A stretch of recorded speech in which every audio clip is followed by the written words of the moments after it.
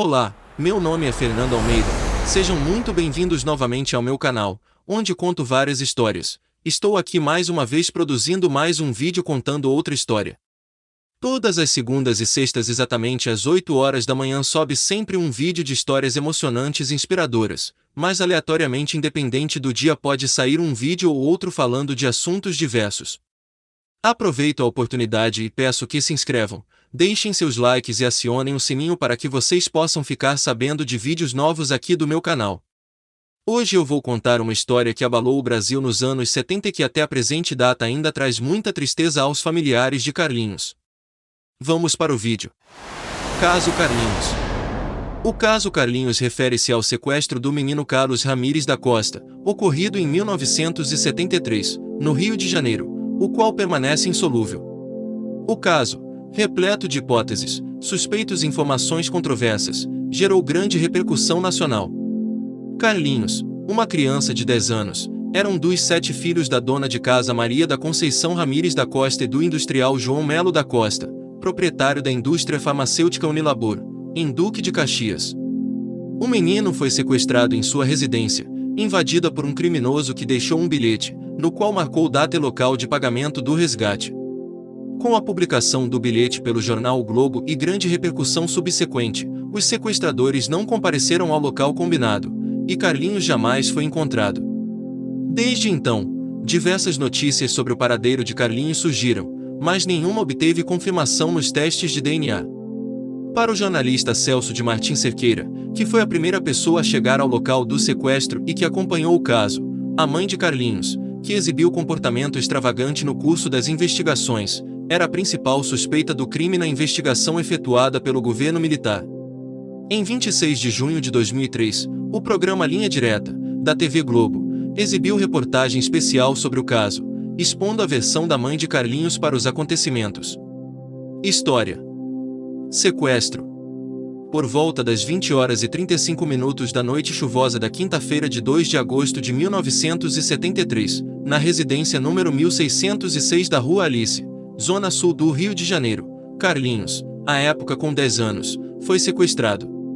No momento do crime, vestia apenas uma bermuda azul marinho e assistia à novela Cavalo de Aço, na Rede Globo, juntamente a sua mãe e 4 de seus 6 irmãos, Vera Lúcia, de 15 anos, Carmen, de 14, Eduardo, de 13, e João, de 11, quando a luz da casa foi cortada.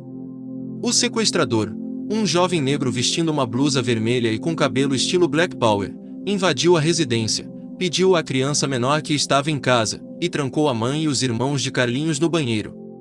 O pai, que fazia uma entrega em Copacabana, chegou ao local pouco depois, juntamente aos outros 2 irmãos de Carlinhos, Luciana, de 3 anos, e Roberto, de 8. Antes da fuga, o sequestrador deixou um bilhete, redigido com erros de português e em letra de forma num pedaço de papel de caderno comum, no qual pedia um resgate no valor de 100 mil, equivalentes a 368 mil em valores de 2017, os quais deveriam ser pagos até o dia 4 de agosto. Juntamente a um de seus funcionários, Abel Alves da Silva, o pai de Carlinhos teria perseguido o sequestrador, que entrará com o garoto em um matagal, após pular um muro na Rua Alice. Ambos comunicaram o sequestro a policiais militares. E no bilhete estava escrito: aviso a você que a criança está em nosso poder e só entregaremos após ser pago o resgate de 100 mil cruzeiros. Esta importância deverá ser em pequeno volume e metido dentro de uma bolsa e deverá ser depositado em cima de uma caixa de cimento que fica situada na Rua Alice cruzando com a Rua Dr. Júlio Ottoni, junto a 2 placas no dia 4 de agosto de 1973 às 2 horas, digo 2 horas do dia 4, e lembre-se de que qualquer reação à vítima será liquidada. Observação: depois de ser feito este depósito deverão seguir em direção ao Rio Comprido e esta carta deverá ser devolvida no ato. A caixa de cimento a que se referia o sequestrador em seu bilhete situava-se na esquina das ruas Alice e Dr. Júlio Ottoni, no cruzamento onde estavam 2 placas do DI.R indicando os itinerários para o Silvestre, Mirante Dona Marta, Lagoinha, Belvedere e Cidade Nova. Após tomar conhecimento do caso, o Corpo de Bombeiros e a 9ª Delegacia da Polícia Civil dirigiram-se para o local, por volta das 21 horas, e passaram a realizar buscas no mato. Rádios, Jornais e emissoras de televisão também seguiram para a Rua Alice. As buscas prosseguiram até o início da madrugada, quando foram suspensas, para recomeçarem de manhã cedo. No dia seguinte, o bilhete do sequestrador foi reproduzido na íntegra pela imprensa. Na data estipulada pelos bandidos, o local do resgate foi tomado por policiais civis disfarçados de vendedores de sorvete e pipoqueiros, além da presença de vários repórteres. No trabalho conjunto em busca do paradeiro de Carlinhos, foram mobilizados agentes do DOPS, da 9ª Delegacia, da Delegacia de Vigilância Centro e da Delegacia de Roubos e Furtos. João Melo depositou o pacote, que continha apenas algumas cédulas de 100 cruzeiros por cima de papéis picados, sobre as caixas de cimento. Nenhum suspeito compareceu ao local. Investigação. No dia 4 de agosto de 1973, os policiais deram início à investigação, interrogando diretores da clínica médica Dr. Filizola, localizada ao lado da casa de Carlinhos, pois um deles, Mário Filizola, oferecera 60 mil para comprar o imóvel, o que foi encarado pela polícia como um possível motivo para o crime. O primeiro suspeito preso, Kleber Ramos, trabalhava como marceneiro na clínica e teria sido contratado para o crime a fim de forçar a venda do imóvel pelo preço estipulado. Sua prisão foi baseada nos relatos de Vera Lúcia, a irmã mais velha de Carlinhos, que recebeu o bilhete das mãos do sequestrador. Como álibi, Kleber alegou ter saído da clínica por volta das 20 horas, em companhia de 3 mulheres, em direção à Praça Mauá, de onde tomou um ônibus com destino à sua casa, no bairro do Éden. Esta versão foi confirmada à polícia por uma das mulheres. Kleber foi libertado após 3 dias de detenção, por um habeas corpus expedido pelo juiz Santiago Dantas, da 14ª Vara Criminal. Um outro suspeito, o mecânico José da Silva, apresentou-se na 9ª Delegacia no mesmo dia. José, que frequentava a casa da Rua Alice, teria tempos antes complicado a situação financeira de João Melo ao deixar de pagar as letras de uma televisão avalizada pelo industrial. A mãe de Carlinhos também esteve no local, porém não o reconheceu como sequestrador. O terceiro suspeito foi apontado por Maria da Conceição, que havia fornecido apenas o primeiro nome à polícia, mas logo fora por esta identificado como Raimundo Pereira Lulu, o qual teria realizado uma tentativa frustrada de seduzir Maria. No dia, o comerciante Celso Vasconcelos de Passos, então com 34 anos, e seu cunhado, Francisco de Almeida, foram detidos.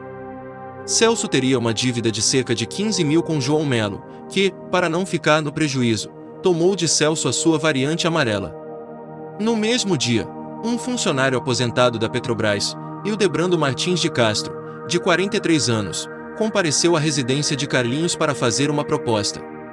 Hildebrando ofereceu 1 ou 2 de seus filhos aos pais de Carlinhos para substituir o menino sequestrado.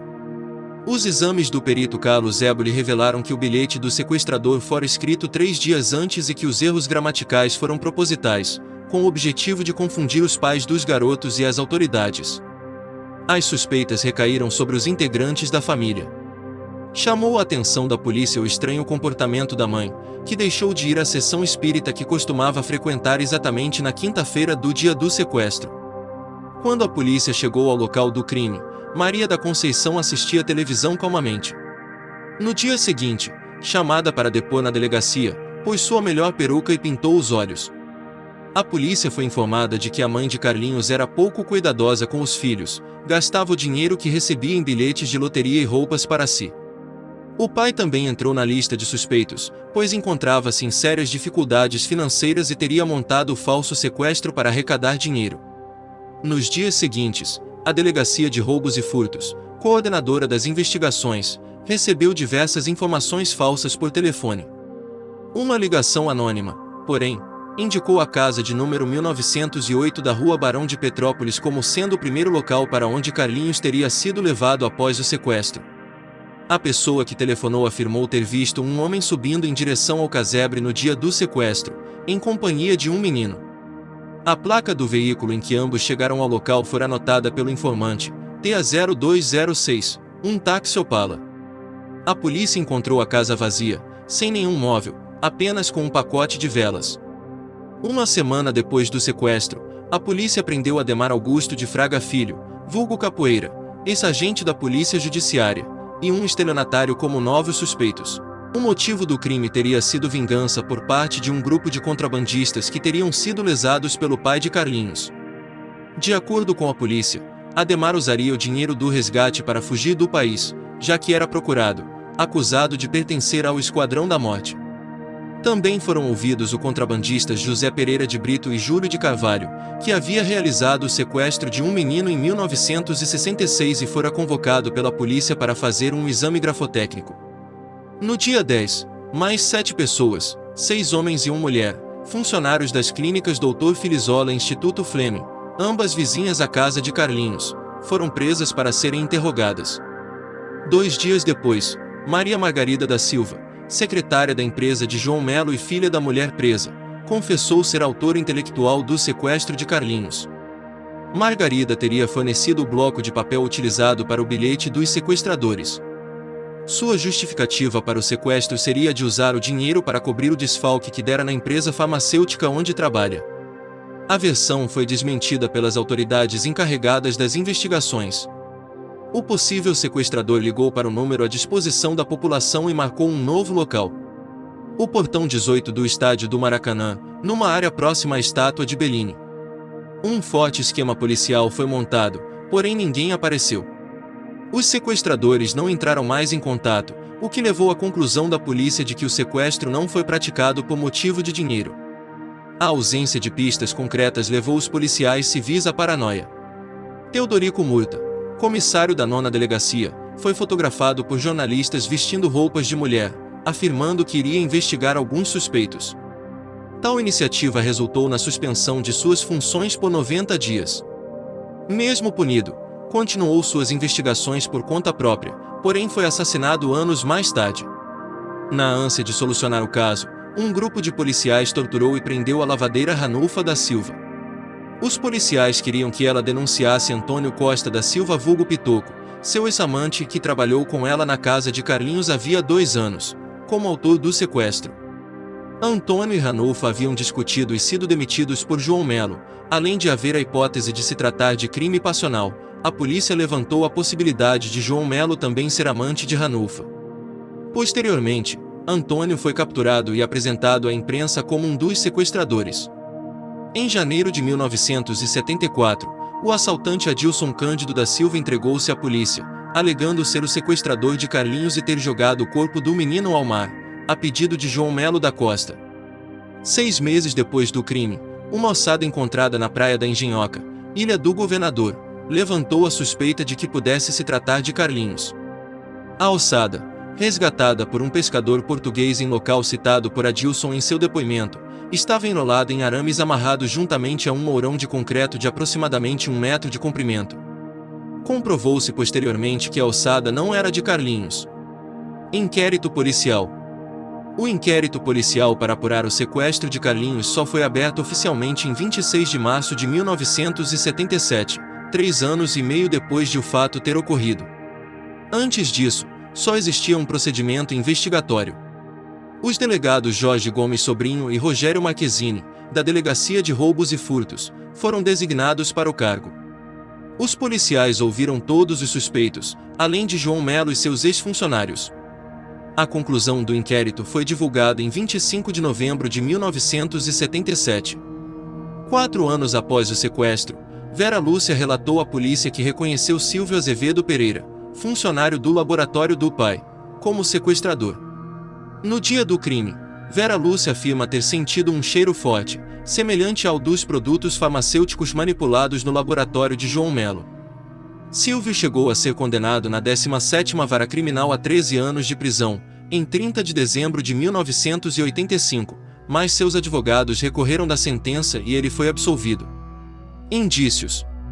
A pessoa seria conhecida da família, pois os 3 cães, Negrinho, Claise e Suzy, não tiveram nenhuma reação ao invasor.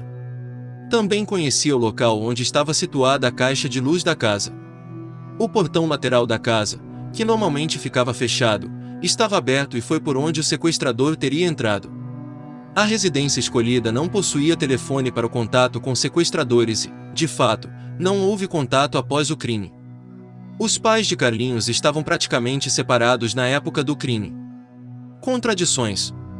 Abel Alves da Silva declarou ter visto Carlinhos e o sequestrador entrarem em um táxi Volkswagen vermelho, de 4 portas, parado próximo à casa do menino. O veículo teria partido em seguida. Contou também que, pouco antes, havia visto um desconhecido descer do táxi e entrar no matagal, o homem supostamente perseguido pelo patrão. João Melo. A mulher e os filhos negaram ter visto um táxi perto de casa quando o sequestrador saiu com o menino. Além disso, ao avisar os policiais sobre o caso, Abel apresentou-se como vizinho de João Melo, quando, na verdade, residia em Duque de Caxias, Baixada Fluminense. Detalhes do caso Carlinhos. Local do crime: Laranjeiras, Rio de Janeiro. Data: 2 de agosto de 1973. Tipo de crime: sequestro. Vítima: Carlos Ramírez da Costa. Desaparecido até os dias de hoje. Situação do caso: inconclusivo. Esperamos que tenham gostado do conteúdo. Nos encontraremos no próximo vídeo. Abraços fraternos.